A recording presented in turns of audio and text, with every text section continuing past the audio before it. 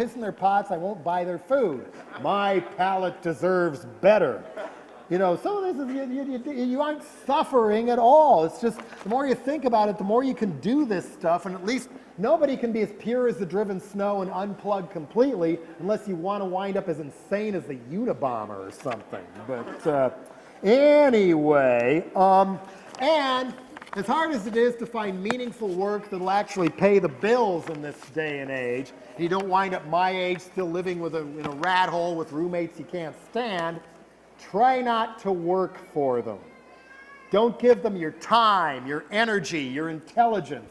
But if you must work for a global corporate predator, especially people here should remember how the digital age has ushered in such a whole wide new frontier of sabotage on the job.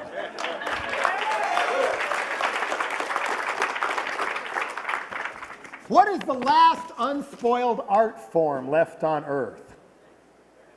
No, not sex. Good guess, though. Crime!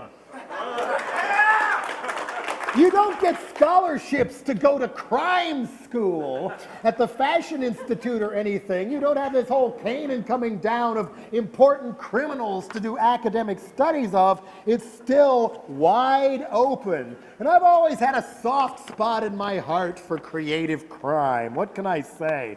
And I think a lot of you know that there's been some very interesting hacker attacks on Scientology lately, after they forced something off of YouTube because they didn't like how it portrayed their beloved Tom Cruise.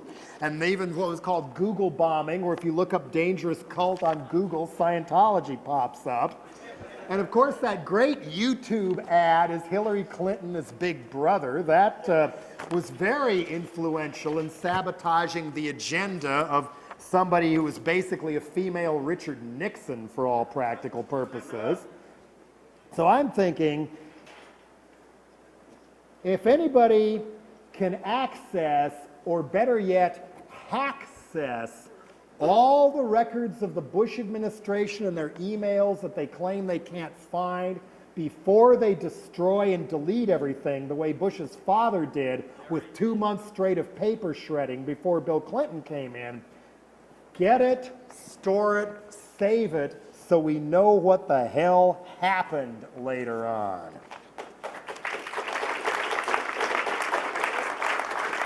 There's been some great anti-war pranks. I got to recall you from the Gulf War, too. One of them was some people put up a flyer around Dallas and Fort Worth, Texas. It was saying that, well, to protest the war, such and such a time, in the civic square of Fort Worth, we will kill our pets. And so then, hundreds of people show up at the appointed time. All the news trucks are there, waiting. And two teenagers come in incognito, watching all these suckers, waiting, costing their companies valuable company time by leaving work for the afternoon, all showing up waiting for somebody to kill their pets. And it never happened. In the first few days of the Gulf War, flyers went up on the streets of downtown San Francisco during the mass protests where the proletariat people tried to claim they were in charge, and everybody just stormed past them and turned it into an all-night Mardi Gras several nights in a row. People who shall not be named put up flyers calling for a general strike. Which, you know, general strikes are cool. I mean, I'm not often nostalgic for the old days, but we need to bring back general strikes. They had one in Vancouver in, I think, the early 90s. It is possible. But anyway, flyers, general strike on such and such a day, endorsed by Jerry Garcia, Bill Graham, venerable local news columnist Herb Cain, star quarterback Joe Montana.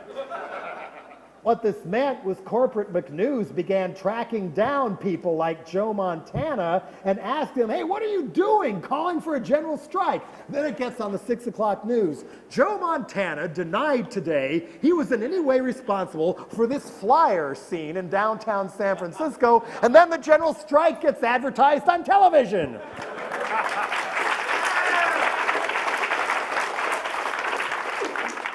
And I repeat my request from the last time. If you're as concerned about vote fraud as I am. And I never thought in this day and age, in this country, we'd have